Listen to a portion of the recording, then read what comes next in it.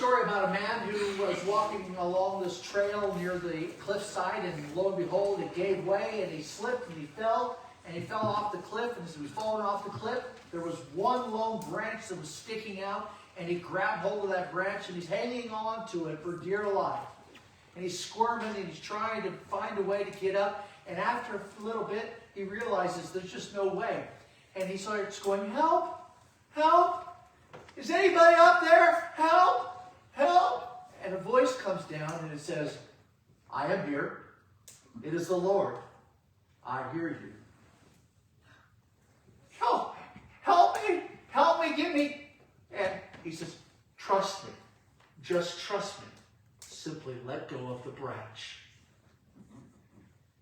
Is there anybody else up there?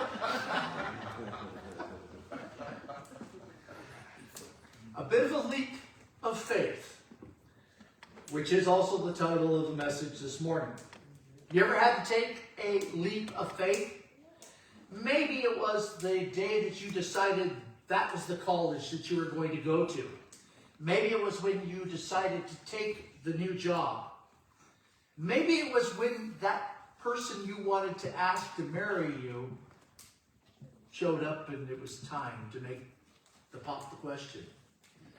Maybe you were the one on the receiving end, and it was a leap of faith to say, yes.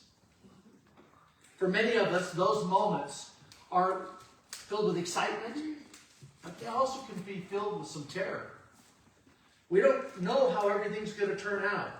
We just know that we want or need to move forward. It's like a dad who took his little boy to the community swimming pool. The boy stood on the very edge. As he stood on the edge, he stood there, and his toes just were curled around the edge of the pool. And the longer he stood there, the tighter his toes were tightly locking into that, just about crumbling the concrete because he was hanging on so tight. His dad was down there on the bottom, and his dad was saying, "Come on, son, you could do it. You could do it. Come on, buddy." And he's like, and this is going on, and finally he's, "Come on, son, you could do it." And the kid looks at his dad and he says, "Dad, I'm thinking about it. Leave me alone." And he goes on for about another 5 minutes. And he says, "Son, what's the problem? I'm going to catch you. Trust me." He says, "Dad, I'm waiting until I'm 100% sure that you're not going to miss. And I'm not jumping till I know." We're kind of that way when it comes to faith. We want 100% guarantee. And the fact of the matter is there is no such thing as 100% guarantee. Faith always requires jumping into what God promises, not what we can predict. Advent is full of those kinds of leaps.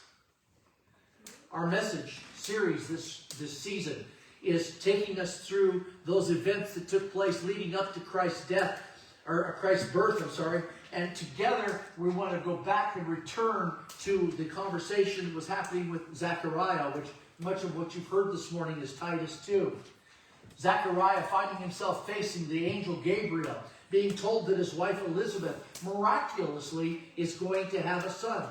And Zechariah's first response is exactly what many of us would say. How can we be sure? We had a great conversation, by the way, about all of that during our small group study as we were going about it. And we were talking about that Zechariah and his wife Elizabeth was very old. But we also recognized that God can do anything. And then we warned Fran to be careful. So, just a heads up. Zechariah's first response was what any of us would logically say, I think. And that is, how can I be sure? Which takes us to our first point. The uncertain certainty. The uncertain certainty. Here it is, Zechariah gets the word, your wife Elizabeth is going to have a son, and you are going to call him John. How can I possibly be sure of this? Zechariah wants guarantees. He wants certainty. But that is not what Gabriel offers him. Instead, he reminds Zechariah that what God says, God will do. It will come to pass. Zechariah then is made silent for the next 9 months. Beloved, there is one thing that you and I can absolutely be certain about when it comes to the events of life here on earth. You can't be certain of anything. Of life here on earth. The best we can get is a nudge, or a whisper, or a direction, maybe a door cracked open just enough for us to step through. But there are no guarantees when it comes to the mortality of life. Faith, beloved, is trusting God enough to take that step in this journey we call life. I mean, think back to one time in your own life that might for you serve as that perfect example. The moment you stepped into the unknown. Maybe you had doubts. Maybe what you were about to endeavor and others were questioning you about doing it. Maybe you questioned yourself. But you moved forward anyway. That's what faith really looks like. It's not perfect assurance. It's a confidence that God is already scouted out the path, even though the road might seem foggy. And here's what's encouraging in the event that took place in the Scriptures. We can look at Zechariah. Zechariah, who was a priest. He was not only a priest, but the Bible called him righteous, called him blameless, and yet he still doubted. Now, I look at that and say, you know what? If he had questions, and if he hesitated, then surely our doubts don't disqualify us before the Lord. Doubts do not have to be the polar opposite of faith. Doubt can be a doorway to deeper trust. Now, when it's a doubt that says, I want to believe, but I'm struggling, that is a healthy doubt. I'm not talking about the doubts that say God can't or God won't. I'm talking about those doubts that says, God, I know that you can. I just don't know how you're going to do this. Lord, help my unbelief. Raise up faith in me, Spirit of God. Raise up faith in me. That is the kind of doubt that pushes us to seek the Lord. It's the kind of doubt that causes us to wrestle with God. It's that which drives us to ask better questions. And it causes us to listen a lot more attentively to what his response will be. Faith is never certainty. It is trust. Faith is the obedience in the mystery of what God has in store around the next corner in this journey that we call life. Faith is taking a leap, believing God is already there, waiting and preparing. There is an uncertain certainty. In a leap of faith, it also causes us oftentimes to be struck silent. Verse 20. Gabriel's telling Zechariah in that situation that he will be silent. He will not speak whatsoever until the child is born. Now, some would look at this as a punishment. And if you look at verse 20, you can get that understanding that it seems like it's going to be a punishment. But perhaps there's another way of looking at this particular text, especially when you look at it in context. And there's a little bit of humor to it, isn't there? Pastor, you can't talk for the next 9 months. Some of you would see that as a blessing, wouldn't you? Imagine the incredible news that you've been given, and then you're told, can't say anything for 9 months. It wasn't but about 48 hours after the baby was born that I walked into the hospital room, and lo and behold, on the wall was the baby's name. And they were like, and I says, I never saw it. Not talking, won't say a word. And about 342 times, I almost told my wife. And even she didn't get the memo. So I didn't tell her. But holding on to that is sometimes tough. He went 9 months without being able to say a word. A spiritual retreat, if you will, had been forced upon this poor guy. But perhaps this was brought upon him not because God wanted to send him to time out for 9 months, but because maybe he had something much bigger in mind. In this moment of correction, perhaps God was also giving him a gift. Perhaps he was giving Zechariah time to listen, to wait upon the Lord, and to see that he is good. You see, God most oftentimes meets people in their stillness. Not in the chaos or the clamor of the world. I love the words of the psalmist in Psalm 46. He says, God is our refuge and our strength, an ever-present help in a time of trouble. Therefore, we will not fear. Though the earth give away, and the mountains fall into the heart of the sea, and though the waters roar and foam, and the mountains quake with their surging, you get the sense that life is coming down on you from every angle, and every direction is coming apart, and it's more than overwhelming. And the psalmist says, He is my strength, my refuge. There's a river whose streams make glad the city of God, the holy place where the Most High dwells. The Lord Almighty, He is with us. The God of Jacob, He is our fortress. Come and see what the Lord has done. He says, be still. Be still. Know that I am God. Beloved, Jesus gave us this we call the church. That we come together to bless one another, to encourage one another, spur one another on to good works and good deeds for His glory. But He has also called us in that time not only to feed us, but also He calls us to go and be alone at times. To have times of quietness before Him, just as Jesus Himself did often. It was Jesus Himself who in Matthew 6, just before He gave the Lord's Prayer as a template of prayer, He said, hey, you need to go into your prayer room. You need to close the door and pray to your Father who is unseen, and then your Father who sees what is done in secret will reward you. Beloved, silence teaches us to pay attention, to listen, to truly learn and hear from God. Silence creates space for God to actually speak into our lives. Silence will reframe the circumstances and open our hearts and minds to see things from His purpose, His perspective, and His plan. Perhaps that's exactly what Zechariah needed in this time. Time to ponder the miracle growing within his wife.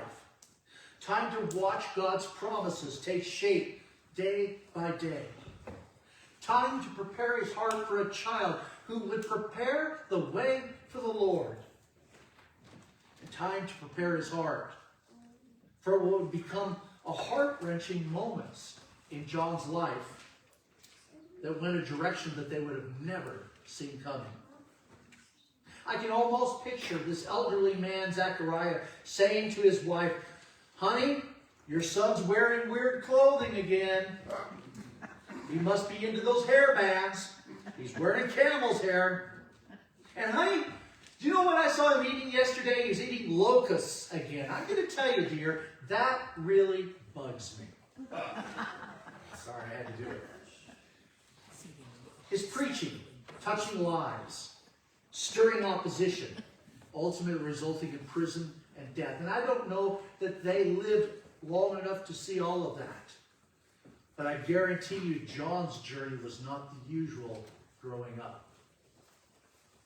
In our world filled with deadlines and headlines and noise and nonstop demands, silence feels like a luxury. But what if silence is intended by God to be a spiritual necessity? What if God is calling you this Advent carve out intentionally quiet time with him, to turn off the noise, to leave space for God to whisper in his still small voice, I am here.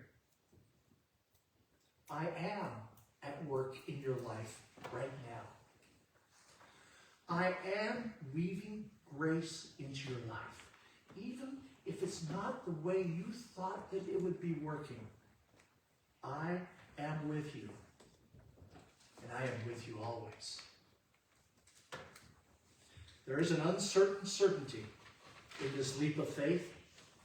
Sometimes we're struck silent, but a leap of faith will always bring great value through godly relationships.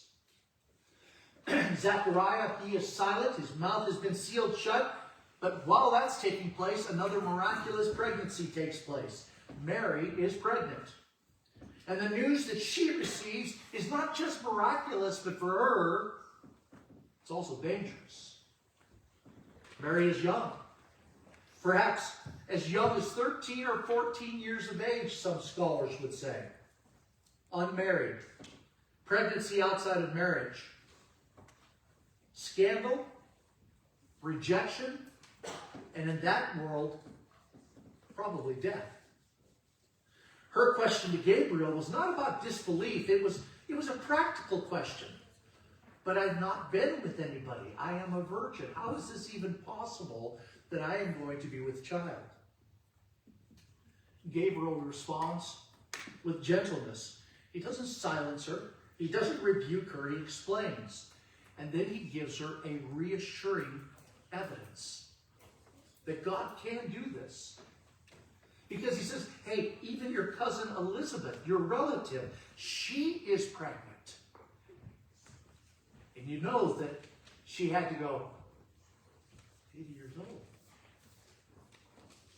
She's in her 6th month, by the way. You see, because the reason is no word from God ever fails. Ever. Mary immediately goes to Elizabeth's home. Why do you suppose she left immediately to go to see Elizabeth? There's probably a number of different things that could have been why, and I'm going to just skim a few of them. This Wednesday in the small group studies, we'll deal with them much more in-depthly. But maybe she went because she personally needed some emotional and spiritual support.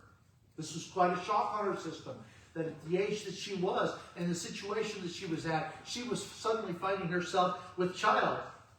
Mary is probably feeling a little lonely, a little overwhelmed, and a bit vulnerable, being pregnant by the Holy Spirit.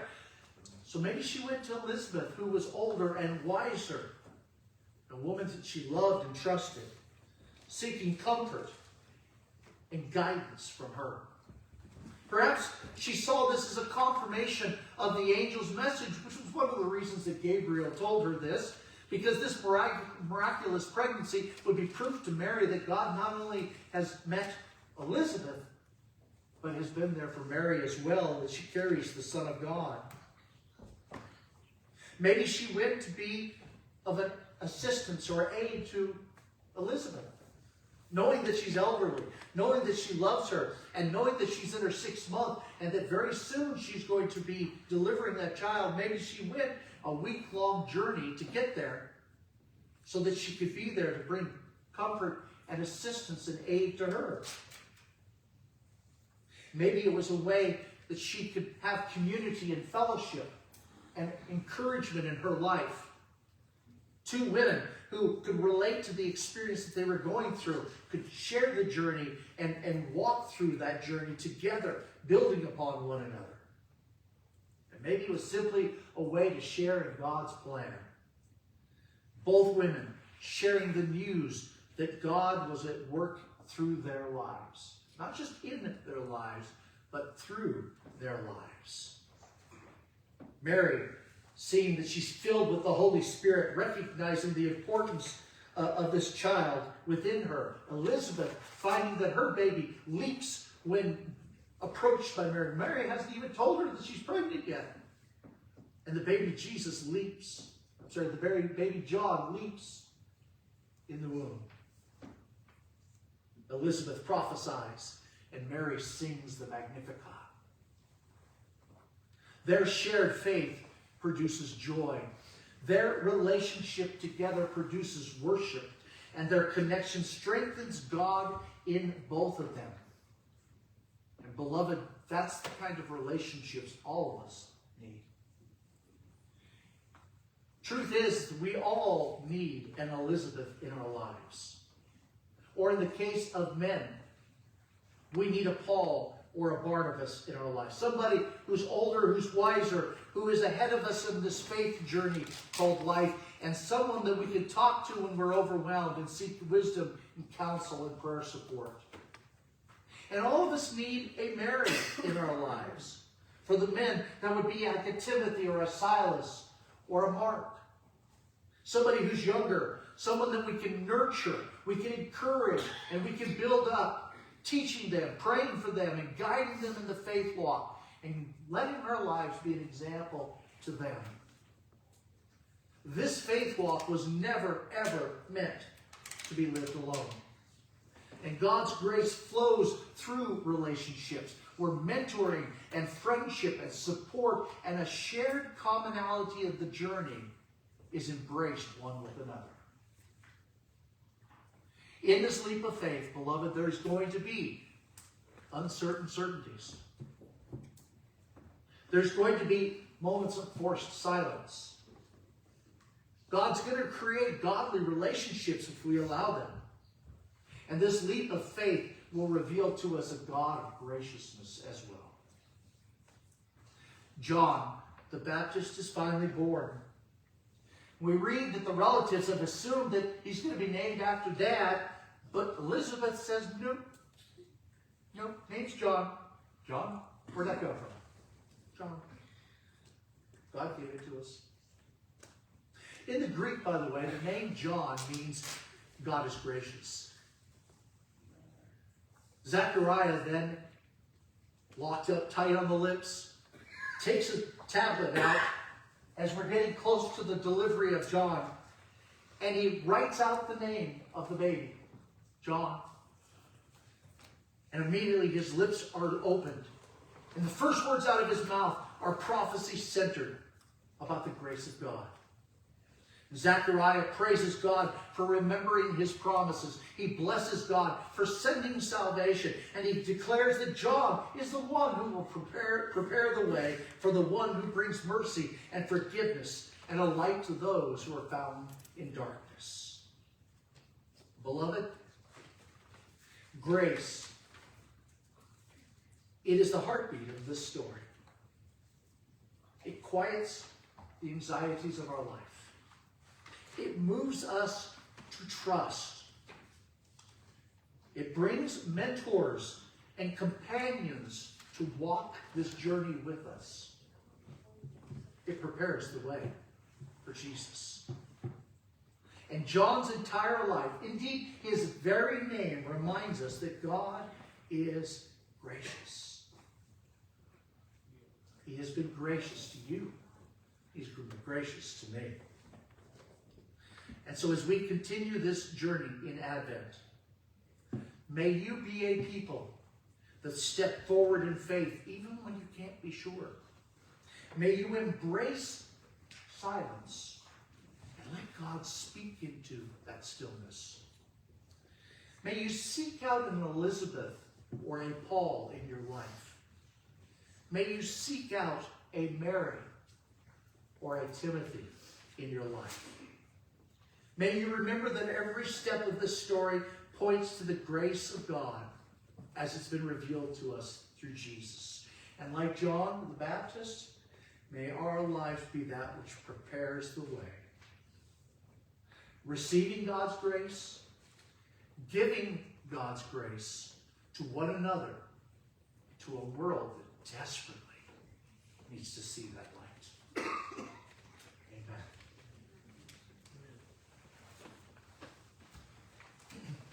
This morning I would like to invite 3 young people up here. Anna and Jameson and Lucy, if they would come forward. I'll invite their parents to come with them as well. Or in Jameson's case, Grandpa.